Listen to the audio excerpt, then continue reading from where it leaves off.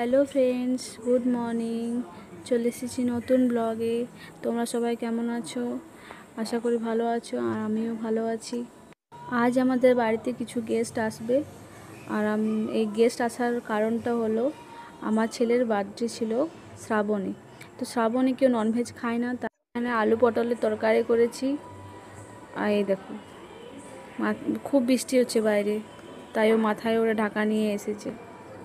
আর এখানে আমি চিকেনটা ধুয়ে নিই, পরিষ্কার করে নিই।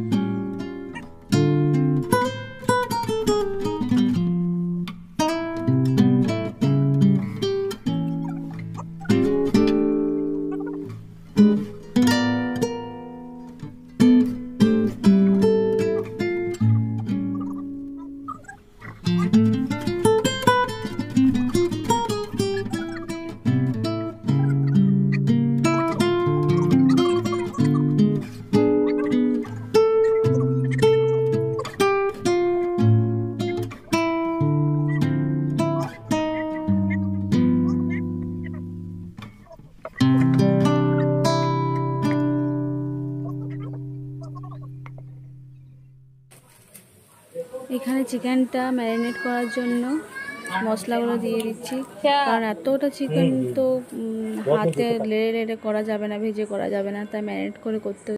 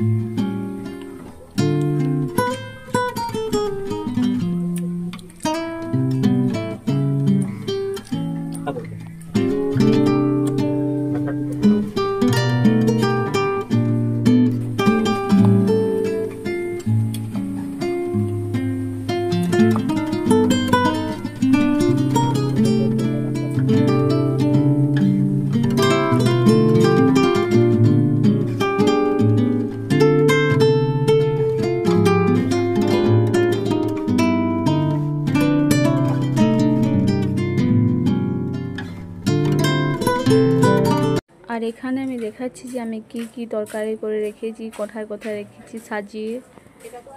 ওটা আমি আমার হাজব্যান্ডকে বলছি।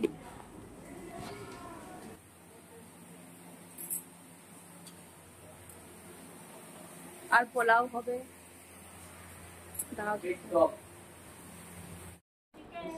এখানে আমি ফ্রাইড রাইসের জন্য জলটা গরম হতে দিয়ে দিয়েছি। এখানে ভাতটা বানিয়ে নেব, তারপর কড়াইয়ে কিছুটা করে করে ফ্রাই করে নেব। এখানে চাল রেখেছি, চালটা ধুয়ে দিয়ে দেবো, জলটা গরম হয়ে গেল, তারপর বাকিটা দেখাচ্ছি। পোলাওটা কই? এটা সাজা কি করে? এটা সাজা কি করে?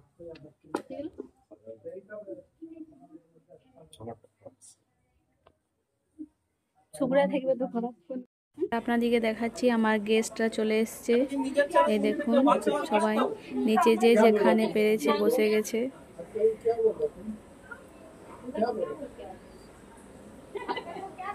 আর কিছু জনের খাওয়াও কমপ্লিট হয়ে গেছে, বসে বসে গল্প করছে।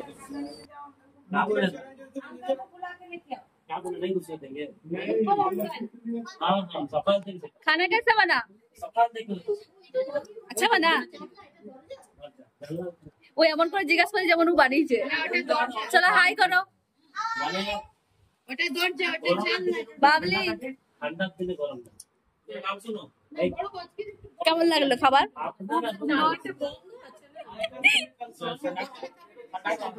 হ্যাঁ কিন্তু আপনাদের মতো হয় না, ওই যে ওরা তো কারিগর। গরম গরম ভালো লাগছে, এখন ঠান্ডা হয়ে গেছে। রীতা আন্টি ভালো করে দেখুন, আপনি কালকে দেখবেন। দেখো রীতা আন্টি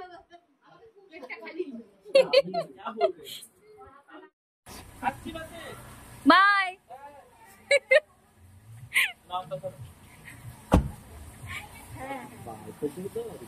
এখানে আমার গেস্টরা যাচ্ছে এক একজন করে। আর যদি ভিডিওটা ভালো লাগে লাইক কমেন্ট শেয়ার সাবস্ক্রাইব করে দেবেন প্লিজ।